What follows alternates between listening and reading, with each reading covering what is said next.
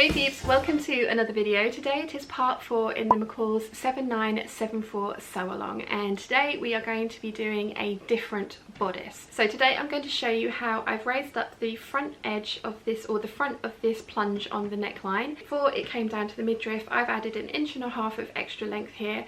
You can totally add whatever depth you like. I mean, this is still cleavage-tastic, but I have the balconette bra on that I particularly like, and it works.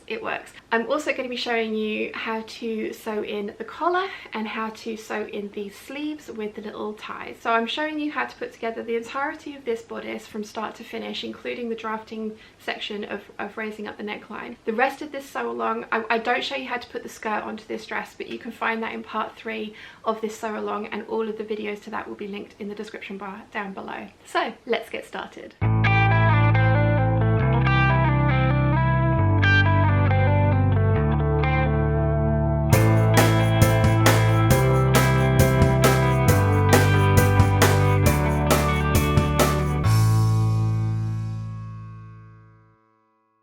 As you guys know, I have made 2 of the McCalls 7974 so far with using this bodice, which is version 1. I've written version 1 on there, very low cut, and it is very low cut indeed. So this is the one that I've already added 1 inch of length to.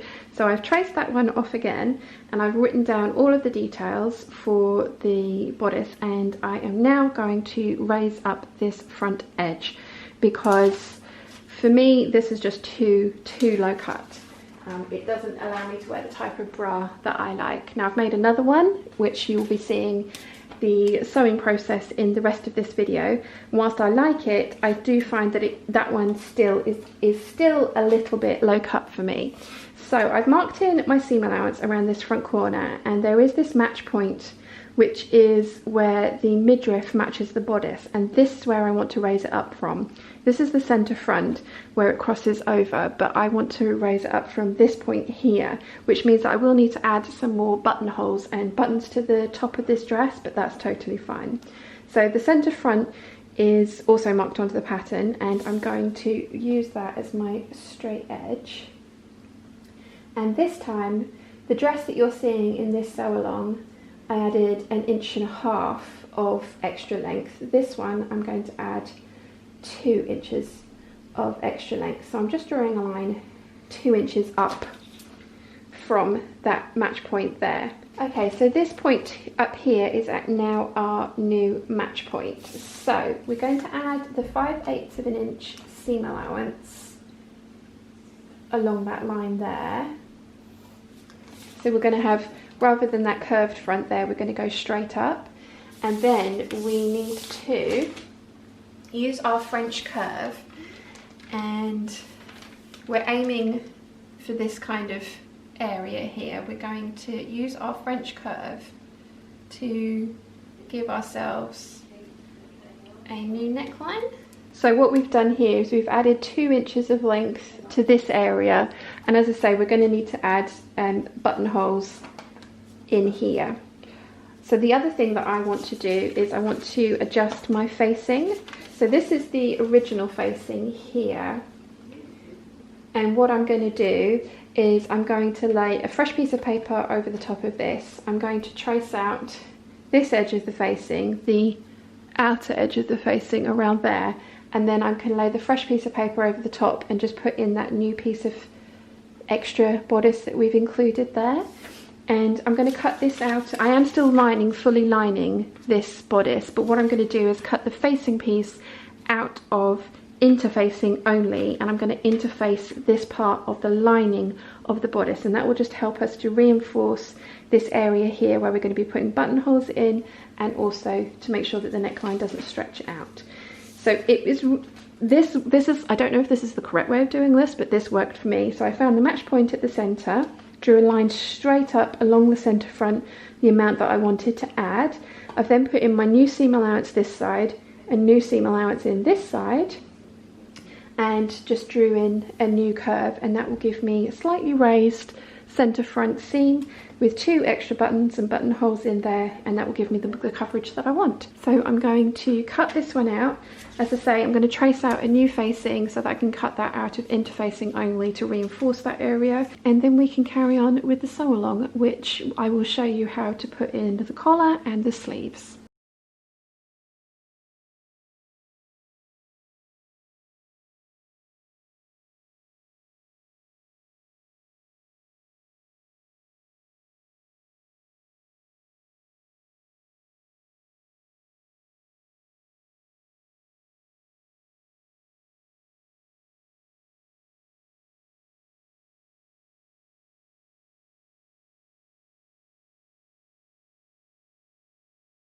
Okay, so for this bodice I am adding the collar and the sleeves with the ties on them. I was going to just show you those little bits, how to put them in, but I thought I would just do the bodice from start to finish so that rather than having to refer back to previous sew-alongs. So the first thing that we want to do is put in gathering stitches. So we're going to do that to the shoulders of the front bodice and the lower edge of the front bodice. We're also going to do that to the top edge of the back bodice. I've done all of my gathering stitches. And the way I like to do gathering stitches is 3/8 of an inch away from the raw edge and then another 3/8 of an inch away from that previous line of stitching, meaning that the actual seam line is in between. So you need to make sure that your fabric will recover from having stitching in it and pulled out. So the next thing that we're going to do is attach our bodice fronts to the yoke and then the yoke to the bodice back. And again, I'll show you how we do that as we go along. If, like me, you are lining your dress with the same fabric as your outer, that's my lining, this is my outer. I've identified the ones that I like the print placement of better with a pin. So I know all the ones with my orange pins in are going to be my outer layer, and then this pile without pins will be my lining layer. I am going to attach the bottom of the yoke to the gathered upper section of the bodice back, and we're going to sew along there, and then we can attach the front bodice to the shoulder seams. Now, as I mentioned, we have a lining and an outer, so I'm doing all of the steps that I'm doing to my outer fabric to my lining at the same time. This is the bodice back, this is the gathered section, and I have pinned it in place to the yoke. I've matched up the markings, so there's a little marking on the yoke where the gathering section needs to be put into, and I have pinned all the way up to that from both sides. I then pull the gathering stitches so that I can gather down the top of the back bodice and then pin that into place, and I've done that for the lining and for the outer. So I am now going to sew across here at 5/8 of an inch for the lining and the outer. Then we can move on to attaching the front bodice to the shoulder seams. I have sewn the seam at 5/8 of an inch, and now we need to remove the basting stitches, or the gathering stitches even. And fingers crossed, the last lot were very easy to pull out, but obviously I'm filming, so sod's law, it'll be difficult, but no. So you just want to pull out the basting stitches.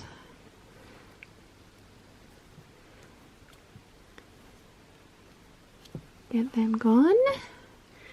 And when we do go to press this, we're going to press this seam open, which is different to the pattern. However, I'm not going to go and press it yet because I want to sew on my bodice fronts to the shoulder seams, and I like to do as many activities or as many procedures as I can here before I have to get up and go to the ironing board. So I'm going to pin on the bodice fronts to the shoulders of the yoke. We've got some points here that we've marked in, and this is where the gathering section needs to be gathered down to, and there's also a notch in the middle there. So I'm going to pin my bodice fronts on, and again, this is my outer, and I know that because it's got the pins in it. So I'm going to pin my bodice front outers to this one, and then the bodice linings to the other one, and sew them at the shoulder seams at 5/8 of an inch. I have sewn on my bodice fronts to the yoke shoulders, so we now need to press these open.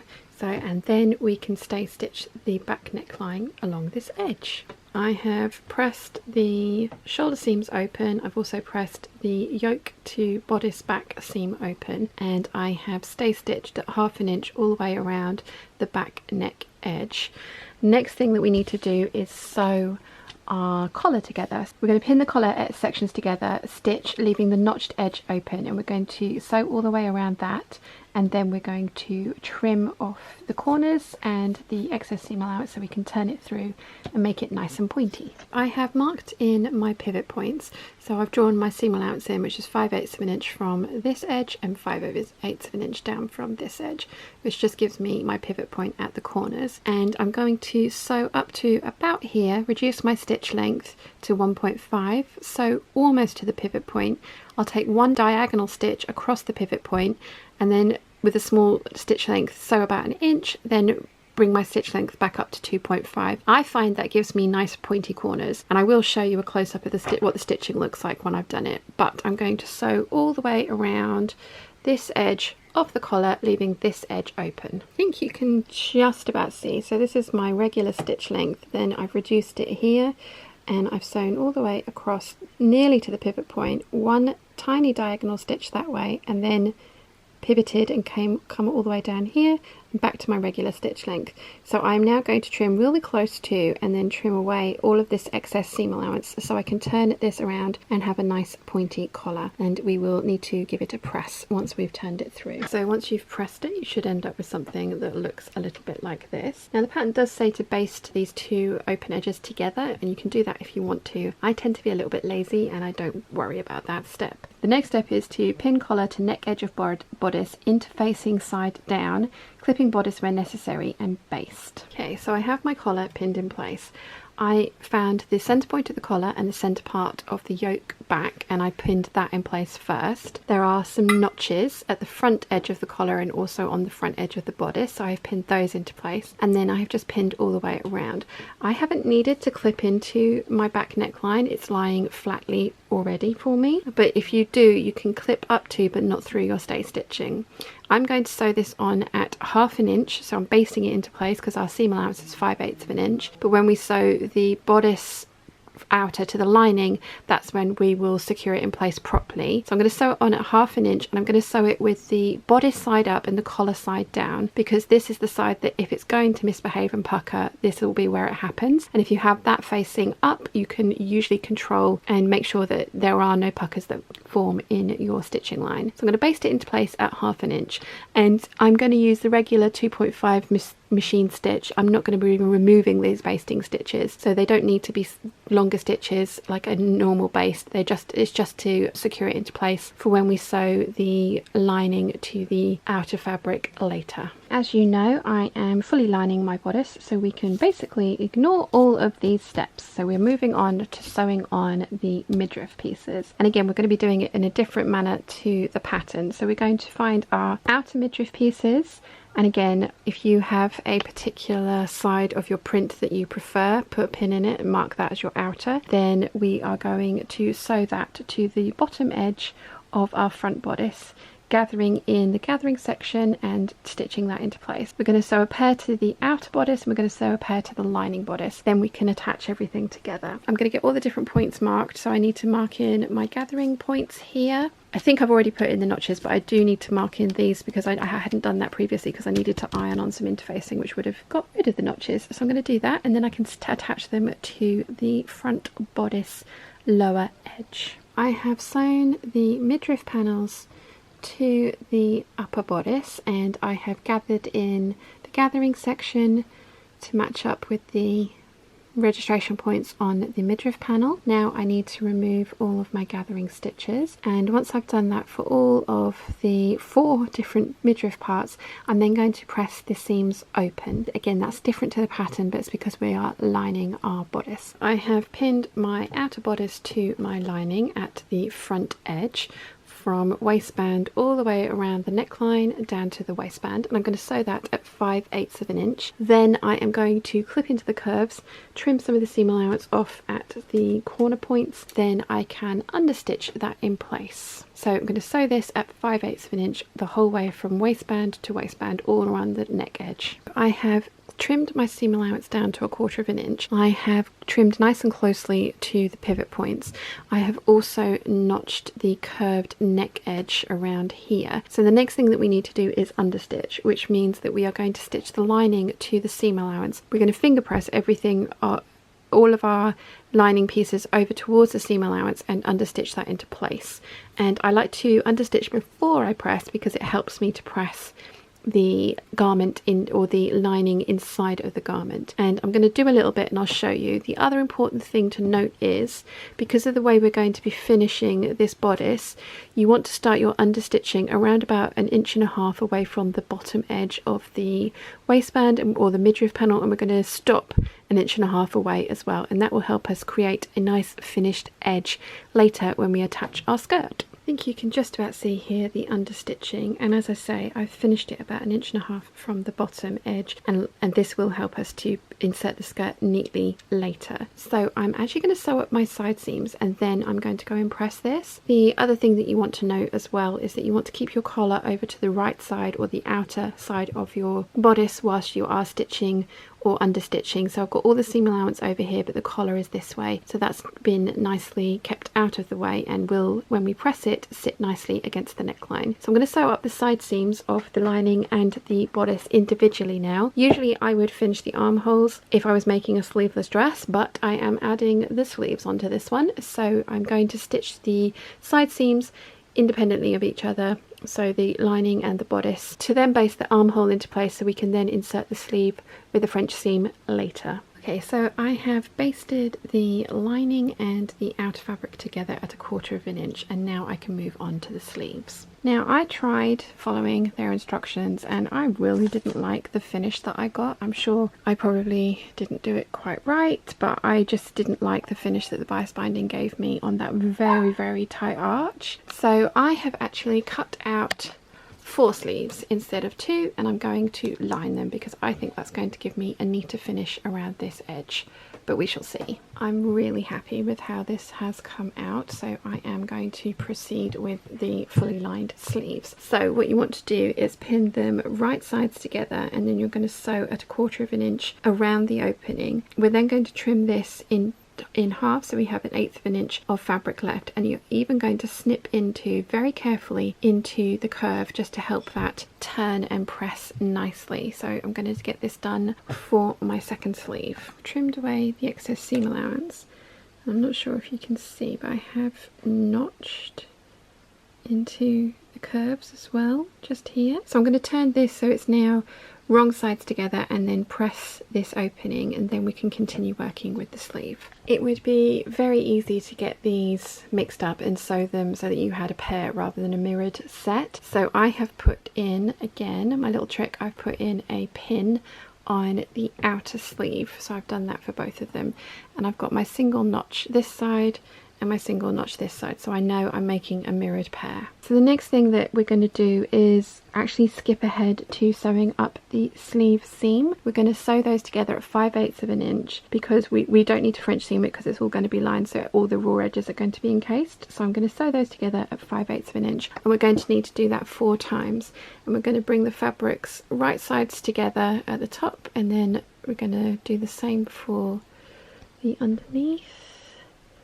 So right sides together and right sides together, and then we're going to sew those seams at 5/8 inch, and we're going to do that for both sleeves. Okay, so once you've sewn your seams at 5/8 inch, we then want to turn our sleeve through so that the wrong sides are together.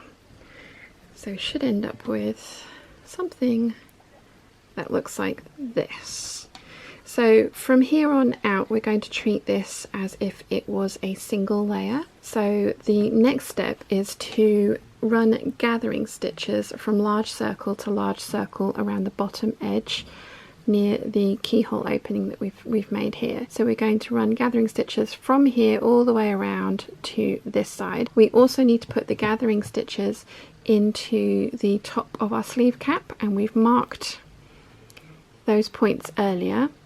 And so we're going to need to do gathering from there to the other one, to the other side, and that will help us to baste our sleeve together so we can then treat it as one single layer. I have my gathering stitches in around the bottom edge, and I have it in around the sleeve cap as well. Okay, so the next step is 28. With right sides together, fold sleeve band along fold line, stitch, leaving opening between large circles, and then trim. So we're going to fold it in half and stitch from the edge to the large circle, leaving this big gap here, and do the same for the other side. I have sewn and trimmed my sleeve band. I have pressed everything into place. I have pressed under the unnotched edge, except on this one I've pressed under the notched edge, but that's okay, it's not the end of the world. So we need to pin this to our sleeve, and you're going to match up the square on the sleeve band with the sleeve seam. You're going to match up the circles with the edge of the sleeve, the kind of keyhole edge, and then there is a notch as well, and then we need to pull the gathers so that the sleeve is sitting evenly into the sleeve band, and then we can sew that at 5/8 of an inch. So I have my sleeve band pinned to my sleeve, and I've got all of the gathers equally dispersed between the two notches, and you will end up with denser gathers at the back of the sleeve than at the front. And I'm now sewing it into place at 5/8 of an inch, and I'm sewing with the gather side up so that I can control that and make sure that I don't end up with any tucks or bits of fabric folded under themselves. So I'm going to sew this into place, and then we can slip stitch the rest of the sleeve band into place to finish off the sleeve and attach them to the bodice. So I've sewn the sleeve band on, and I have pinned on the lining sleeve band to the lining of the sleeve, and I'm going to slip stitch this into place all the way around. Then our sleeve will be finished and ready to attach to the bodice. So I'm sewing the sleeves on with French seams, so I have sewn them together with the wrong sides together, and this is the pin that indicates the right side of my sleeve, and I have trimmed the seam allowance down to 1/8 of an inch. The first pass was 1/4 of an inch, so I'm going to go and press this so that the right sides are together, then I can finish sewing the seam at 3/8 of an inch, and I'm going to do that for both sides. As ever, if you have any questions at all, please let me know in the comments section down below, and I will do my best to answer them for you. I hope you've enjoyed today's video. If you have, please give it a thumbs up. If you haven't yet, please subscribe, and I'll see you again very soon. Bye!